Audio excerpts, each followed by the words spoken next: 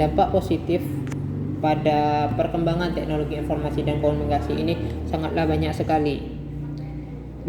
Yang pertama, kemajuan TIK memerlukan pengembangan telekonferensi kelas virtual. Maksudnya apa? Yaitu kelas yang berbasis teknologi dan tidak memerlukan pendidik ataupun peserta didik di dalam satu ruangan. Jadi kita bisa berkomunikasi itu hanya lewat smartphone atau HP saja, begitu maksudnya. Yang kedua, TIK menggunakan media elektronik sebagai sumber pengetahuan dan pendidikan pusat. Jadi kita di dalam mencari informasi itu tidak hanya di dalam buku ataupun yang lainnya, tapi juga bisa mencari di dalam sebuah HP saja dengan internet.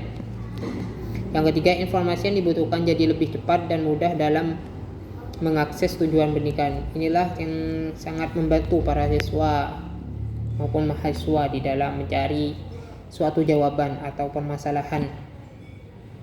Baik, dampak negatif dari teknologi informasi dan komunikasi ini juga cukup banyak. Yang pertama, sistem administrasi lembaga pendidikan yang berbasis teknologi bisa berakibat fatal jika ada kecerobohan dalam penggunaannya.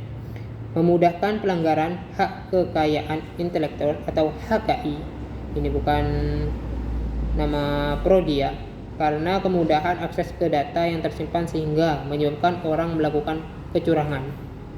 Yang ketiga, teknologi cenderung membuat anak jadi berpikir pendek, memiliki tingkat konsentrasi yang singkat sehingga bisa membuat aktivitas belajar menjadi terganggu. Inilah yang sangat menonjol dampak negatif yang kita rasakan atas perkembangannya teknologi informasi dan komunikasi ini.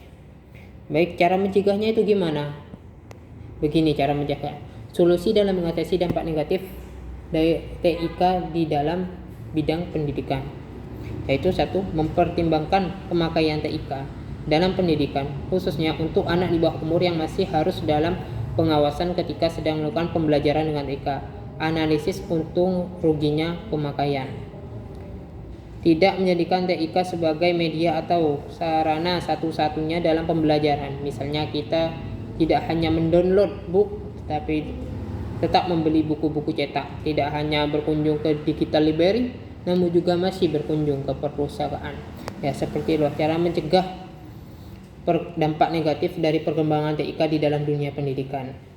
Baiklah, kesimpulan yang saya tulis dalam makalah ini adalah TIK dalam masa ini sangat berkembang pesat. Perkembangan ini bukan hanya dengan hitungan tahun, bulan, hari, bahkan jam, menit, dan detik. Terutama yang berkaitan dengan TIK yang ditunjang dalam teknologi elektronik. Dengan adanya TIK dapat memudahkan kita dalam belajar dan mencari informasi kapan saja, di mana saja, maupun kepada siapa saja. Pengaruhnya luas dalam berbagai kehidupan, terutama di dalam bidang pendidikan. Dalam dunia pendidikan, dirasa perkembangan TIK mempunyai dampak positif karena dengan perkembangan TIK mulai memperlihatkan perubahan di dalam pendidikan yang signifikan. Tetapi semua itu tidak lepas dari sisi negatifnya. Menyikapi keadaan ini, maka peran pendidik sangat penting untuk mengembangkan dampak positif dan memperbaiki dampak negatifnya. Pendidikan tidak alergi terhadap perkembangan TIK, namun sebaliknya menjadi pelopor dalam pengetahuan. Sekian dari saya. Assalamualaikum warahmatullahi wabarakatuh.